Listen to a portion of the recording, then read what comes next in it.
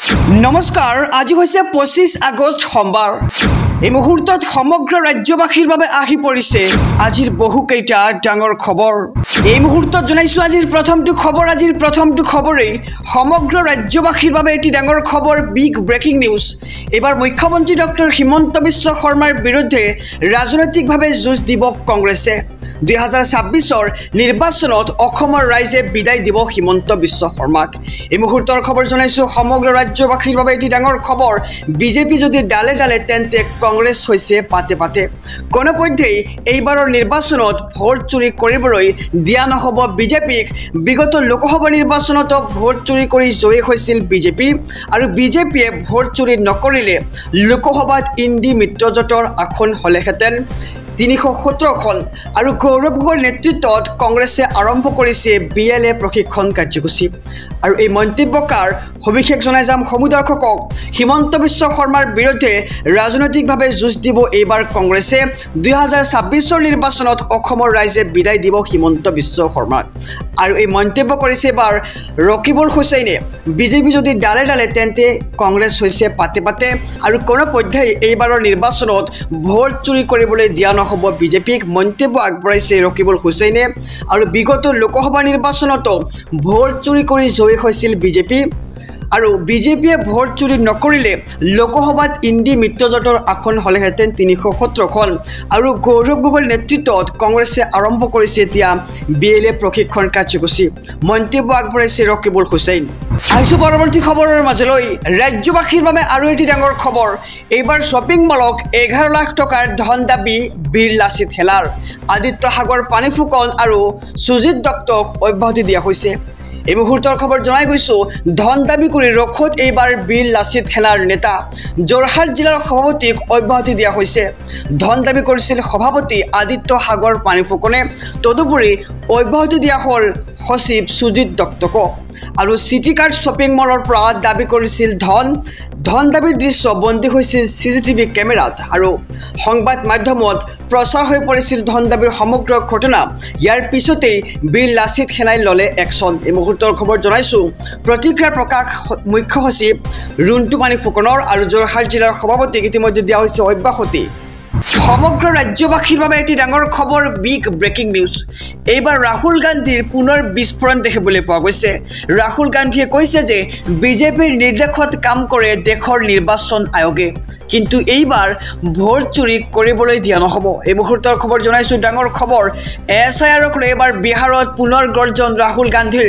নিৰ্বাচন আয়োগৰ বিৰুদ্ধে পুনৰ মহাবিস্ফোৰণ। এটা প্ৰশ্নৰ উত্তৰ নিদিলে নিৰ্বাচন আয়োগে ৰাহুল গান্ধীক। কৰ্ণাটকত 1 লাখ ভুৱা ভোটাৰ কেনেকৈ আহিল প্ৰশ্ন কৰিছে ৰাহুল গান্ধীয়ে। SIRৰ জৰিয়তে ভোট চুৰি কৰাৰ পৰিকল্পনা কৰিছে চৰকাৰে, আৰু মহাৰাষ্ট্ৰ, কৰ্ণাটক, হাৰিয়ানা ইয়াৰ উদাহৰণ। বিহাৰত 65 লাখ মানুহৰ নাম বাদ পৰিল, আৰু ভোটাৰ তালিকাক লৈ সন্দেহ আছে, কিন্তু বিজেপিয়ে এটা প্ৰশ্ন কৰা নাই। নিৰ্বাচন আয়োগ বিজেপিৰ সম্পৰ্ক আছে, বিজেপিৰ নিৰ্দেশত কাম কৰে নিৰ্বাচন আয়োগে, এনেদৰে দিয়া মন্তব্য কৰিছে ৰাহুল গান্ধীয়ে। এই মুহূৰ্তৰ খবৰ জনাই গৈছোঁ, নিৰ্বাচন আয়োগে শুদ্ধ তালিকা দিয়ক আমাক, আমি পিছুৱাই নাহো, মন্তব্য কৰিছে ৰাহুল গান্ধী। আৰু নিৰ্বাচন আয়োগক সহজে এৰি নিদিওঁ বুলিও এক প্ৰকাৰ মন্তব্য আগবঢ়াইছে ৰাহুল গান্ধীয়ে। যি কৰে কৰক নিৰ্বাচন আয়োগে, কিন্তু ভোট চুৰি কৰিবলৈ দিয়া নহ'ব, হুংকাৰ বিৰোধী দলপতি ৰাহুল গান্ধীৰ। এই মুহূৰ্তৰ খবৰ জনাইছোঁ, এইবাৰ SIRক লৈ পুনৰ বিহাৰত গৰ্জন দেখিবলৈ পোৱা গৈছে ৰাহুল গান্ধীৰ। এই মুহূৰ্তত জনাইছোঁ আজিৰ দ্বিতীয় নম্বৰ খবৰটো সমগ্ৰ ৰাজ্যবাসীৰ বাবে আৰু এটি ডাঙৰ খবৰ, বিগ ব্ৰেকিং নিউজ। অসমত বাংলাদেশী থকাত কোনো বাধা নাই। এইবাৰ অসমলৈ আহি অসমীয়াক নীতি শিক্ষা সৈয়দা হামিদৰ। এই মুহূৰ্তৰ খবৰ জনাইছোঁ, মুছলমানক বাংলাদেশী সজোৱা হৈছে। মুছলমানসকল আচলতে বাংলাদেশী নহয়, আৰু দিল্লীত আছোঁ যদিও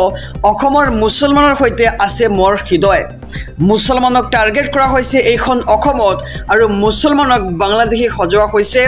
মুছলমানৰ পৰিস্থিতি বৰ্তমান অসমত বেয়া হৈছে, আৰু বাংলাদেশী হোৱাটো কি অপৰাধ আৰু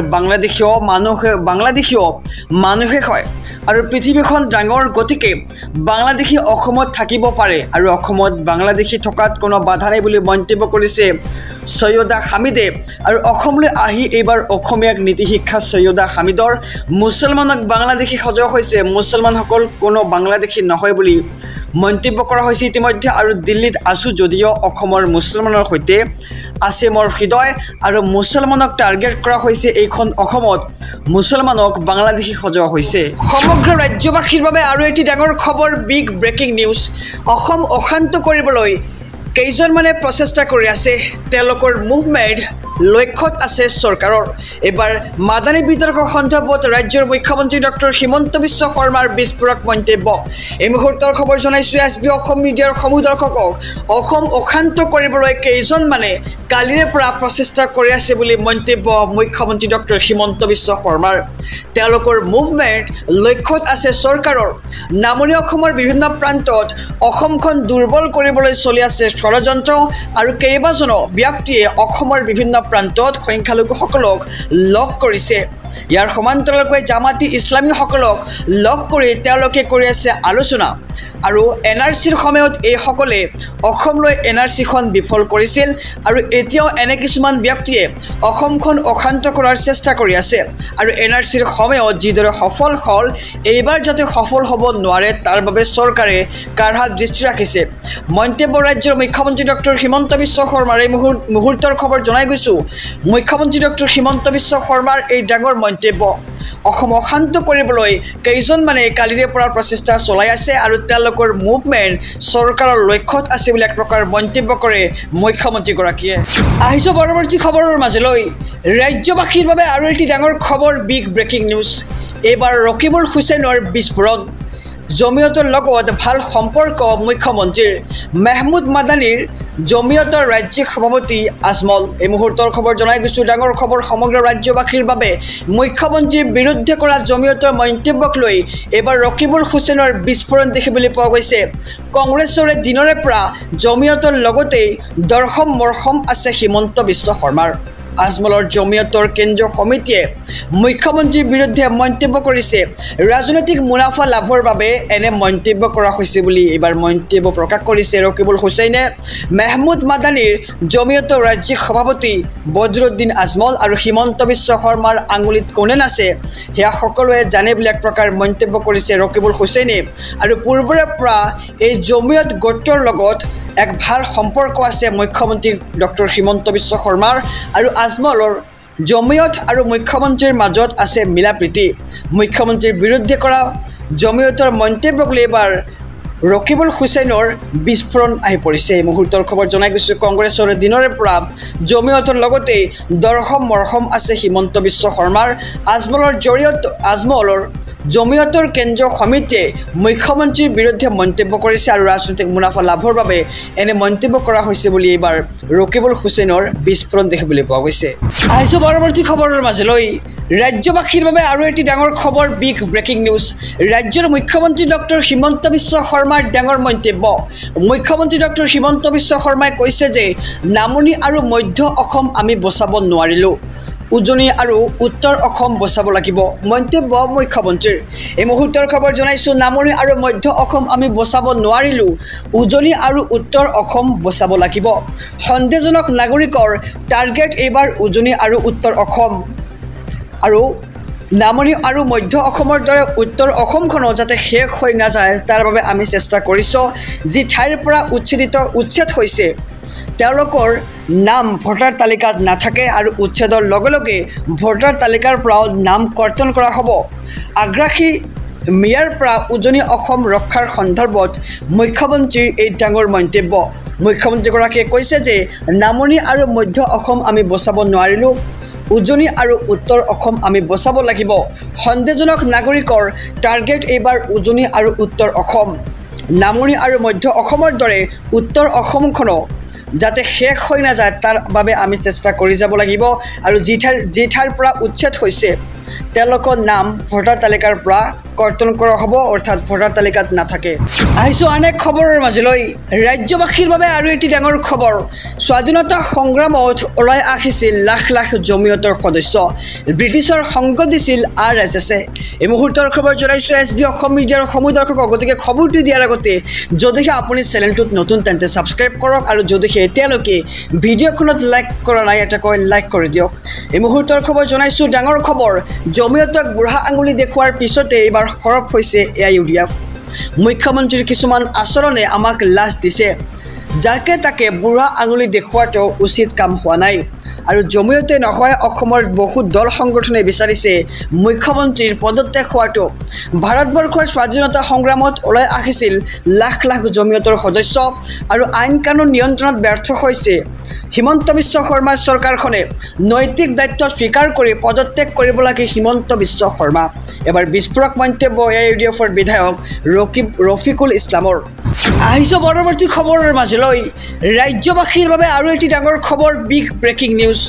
পূৰ্বৰ এনআৰচিৰ পৰা 19 লাখ মানুহৰ নাম বাদ পৰিছিল কিন্তু বাদ পৰা এই 19 লাখ মানুহ কোন আৰু এবাৰ পুনৰ হ'ব এনআৰচিৰ পুনৰীক্ষণ এই মুহূৰ্তৰ খবৰ জনাইছো এছপি অসম মিডিয়াৰ সমুদৰ্শকক ৰাজ্যত পুনৰ হ'ব এনআৰচিৰ পুনৰীক্ষণ বৰ্তমান যিখন এনআৰচি প্ৰস্তুত হৈছে সেইখন যথেষ্ট ত্ৰুটিপূৰ্ণ এনআৰচি পুনৰীক্ষণক লৈ উচ্চতম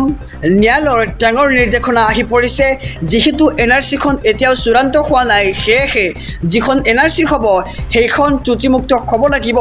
আৰু এনআৰচিৰ পুনৰীক্ষণৰ বাবে প্ৰাক্তন সমন্বয় হিতেশ দেৱ শৰ্মাই উচ্চতম ন্যায়ালয়ত দাখিল কৰিছিল লেখ আবেদন আৰু পূৰ্বৰ এনআৰচিৰ পৰা 19 লাখ মানুহৰ নাম বাদ পৰিছিল কিন্তু বাদ পৰা এই 19 লাখ মানুহ কোন এটা প্ৰশ্ন উত্থাপিত হৈছে আৰু সেই কথা আজি মহামান্য উচ্চতম ন্যায়ালয়ে মানি লৈ এনআৰচিৰ পুনৰীক্ষণৰ নিৰ্দেশ দিয়ে যেহেতু অসম এখন সীমামূৰীয়া ৰাজ্য অসমত বহু অবৈধ অনুপ্ৰৱেশকাৰী আছে এখন ত্ৰুটিমুক্ত এনআৰচি হোৱাটো ৰাষ্ট্ৰীয় সুৰক্ষাৰ দিশৰ পৰা অত্যন্ত জৰুৰী সমগ্ৰ ৰাজ্যবাসীৰ বাবে এটি ডাঙৰ খবৰ বিগ ব্ৰেকিং নিউজ এইবাৰ জমিয়ত উলেমা হিন্দক লৈ ৰাজ্যৰ মুখ্যমন্ত্ৰী ডক্টৰ হিমন্ত বিশ্ব শৰ্মাৰ বিস্ফোৰক মন্তব্য মুখ্যমন্ত্ৰীগৰাকীয়ে কৈছে যে জমিয়তক মই কেয়াৰ নকৰোঁ অসমৰ মুখ্যমন্ত্ৰীক অসমৰ ৰাইজে বনাইছে জমিয়ত উলেমাই বনোৱা নাই আৰু মাদানিক প্ৰতি উত্তৰ এইবাৰ ৰাজ্যৰ মুখ্যমন্ত্ৰীৰ এই মুহূৰ্তৰ খবৰ জনাইছো ডাঙৰ খবৰ সমগ্ৰ ৰাজ্যবাসীৰ বাবে জমিয়তক মই কেয়াৰ নকৰোঁ অসমৰ মুখ্যমন্ত্ৰীক অসমৰ ৰাইজে বনাইছে জমিয়ত নহয় জমিয়ত উলেমা হিন্দক আনুষ্ঠানিকভাৱে বুঢ়া আঙুলি দেখুৱাইছো মুখ্যমন্ত্ৰী এনেদৰে মন্তব্য কৰিছে জমিয়ত উলেমা হিন্দক আনুষ্ঠানিকভাৱে বুঢ়া আঙুলি দেখুৱাইছে ৰাজ্যৰ মুখ্যমন্ত্ৰীগৰাকীয়ে আৰু কৈছে যে এই বুঢ়া আঙুলিত অসমীয়াৰ তেজ আছে সাহস আছে মই পালে মাদানিক বাংলাদেশলৈ পঠিয়াই দিম আৰু অচিনাকি মানুহৰ চৰ্দাৰ জমিয়ত আৰু কংগ্ৰেছৰ জমিয়তৰ বি টিম আখ্যা ৰাজ্যৰ মুখ্যমন্ত্ৰীগৰাকীৰ আৰু মই শিক্ষামন্ত্ৰী থাকোঁতে টেট শিক্ষকৰ নিযুক্তি হ'বলৈ দিয়া নাছিল মাদানিয়ে আৰু এতিয়া আকৌ মুখ্যমন্ত্ৰীক বৰখাস্ত কৰাৰ দৰে মন্তব্য কৰিছে মাদানিয়ে এই মুহূৰ্তৰ খবৰ জনাইছো ৰাজ্যবাসীৰ বাবে ডাঙৰ খবৰ মুখ্যমন্ত্ৰীৰ সিদ্ধান্ত অসমৰ জনসাধাৰণে ল'ব মাদানিয়ে সিদ্ধান্ত ল'ব নোৱাৰে আৰু জমিয়ত উলেমা হিন্দক এবাৰ প্ৰত্যুত্তৰ মুখ্যমন্ত্ৰী ডক্টৰ হিমন্ত বিশ্ব শৰ্মাৰ আকৌ জনাইছো খবৰ সমগ্ৰ ৰাজ্যবাসীক মুখ্যমন্ত্ৰীগৰাকীয়ে মন্তব্য কৰিছে যে জমিয়তক মই কেয়াৰ নকৰোঁ অসমৰ মুখ্যমন্ত্ৰীক অসমৰ ৰাইজে বনাইছে জমিয়ত নহয় জমিয়ত উলেমা হিন্দক আনুষ্ঠানিকভাৱে বুঢ়া আঙুলি দেখুৱাইছো আৰু জমিয়ত উলেমা হিন্দক আনুষ্ঠানিকভাৱে বুঢ়া আঙুলি দেখুৱাইছে ৰাজ্যৰ মুখ্যমন্ত্ৰীগৰাকীয়ে এই বুঢ়া আঙুলিত অসমীয়াৰ তেজ আছে সাহস আছে বুলি মন্তব্য কৰিছে মুখ্যমন্ত্ৰী আৰু এই বুঢ়া আঙুলিত অসমীয়াৰ তেজ আছে সাহস আছে মই পালে মাদানিক বাংলাদেশলৈ পঠিয়াই দিম আৰু জমিয়তক মই একেবাৰে কেয়াৰ নকৰোঁ বুলি এক প্ৰকাৰ মন্তব্য আগবঢ়াইছে ৰাজ্যৰ মুখ্যমন্ত্ৰীগৰাকীয়ে সমগ্ৰ ৰাজ্যবাসীৰ বাবে এটি ডাঙৰ খবৰ বিগ ব্ৰেকিং নিউজ আধাৰ কাৰ্ড নাই নেকি আপোনাৰ ছেপ্টেম্বৰ মাহ হৈছে আধাৰ কাৰ্ড আবেদনৰ শেষ সময়সীমা আপোনাৰ আধাৰ কাৰ্ড নাথাকিলে আপুনি এতিয়াই কৰক আবেদন কিয়নো ছেপ্টেম্বৰ মাহ হৈছে আধাৰ কাৰ্ড আবেদনৰ শেষ সময়সীমা এই মুহূৰ্তৰ খবৰ জনাইছো এছপি অসম মিডিয়াৰ সমুদৰ্শকক আধাৰ কাৰ্ডক লৈ মুখ্যমন্ত্ৰী ডক্টৰ হিমন্ত বিশ্ব শৰ্মাৰ এক ডাঙৰ ঘোষণা এতিয়াৰে পৰা 18 বছৰৰ ওপৰৰ কোনো লোকক দিয়া নহ'ব আধাৰ কাৰ্ড 18 বছৰ ঊৰ্ধৰ কোনো নাগৰিককে নতুনকৈ দিয়া নহ'ব আধাৰ কাৰ্ড যদি এতিয়ালৈকে আধাৰ কাৰ্ড নাই এই মাহৰ ভিতৰত আপুনি আধাৰ কাৰ্ড উলিয়াই লওক আপুনি শীঘ্ৰেই এই কাম কৰক আৰু যদিহে আপোনাৰ আধাৰ কাৰ্ড আছে তেন্তে কমেণ্ট বক্সত য়েছ লিখক আৰু যদি নাই তেন্তে কমেণ্ট বক্সত ন লিখি আমাক জনাওক এই মুহূৰ্তৰ খবৰ জনাই গৈছোঁ কেৱল ছেপ্টেম্বৰ মাহলৈকে থাকিব আধাৰ কাৰ্ডৰ আবেদনৰ সময়সীমা ইয়াৰ পিছতো যদি কোনো লোক বাদ পৰিছে তেওঁলোকে আবেদন কৰক জিলা আয়ুক্তক আৰু তাৰ পিছত সম্পূৰ্ণ পৰীক্ষণ কৰি কিছু লোককহে প্ৰদান কৰা হ'ব আধাৰ কাৰ্ড অৱশ্যে এই নিয়মৰ পৰা বাহিৰত ৰখা হৈছে ST SC আৰু চাহ জনগোষ্ঠীয় লোকসকলক ST SC আৰু চাহ জনগোষ্ঠীয় লোকক দিয়া হৈছে এবছৰৰ সময়সীমা আৰু বাংলাদেশীৰ প্ৰব্ৰজন ৰোধ কৰিবলৈ এই সিদ্ধান্ত গ্ৰহণ কৰিছে হিমন্ত বিশ্ব শৰ্মা চৰকাৰখনে এই মুহূৰ্তৰ খবৰ জনাইছোঁ আধাৰ কাৰ্ডক লৈ আহি পৰিছে ৰাজ্যবাসীৰ বাবে এটি ডাঙৰ খবৰ আধাৰ কাৰ্ডক লৈ মুখ্যমন্ত্ৰী ডক্টৰ হিমন্ত বিশ্ব শৰ্মাৰ এক ডাঙৰ ঘোষণা এতিয়াৰে পৰা 18 বছৰৰ ওপৰৰ কোনো লোকক দিয়া নহ'ব আধাৰ কাৰ্ড আৰু 18 বছৰ ঊৰ্ধৰ কোনো নাগৰিককে নতুনকৈ দিয়া নহ'ব আধাৰ কাৰ্ড আৰু আপুনি যদিহে এতিয়ালৈকে আধাৰ কাৰ্ড বনোৱা নাই এই মাহৰ ভিতৰত আধাৰ কাৰ্ড উলিয়াই লওক কেৱল ছেপ্টেম্বৰ মাহলৈকে আপুনি আধাৰ কাৰ্ড বনাব পাৰিব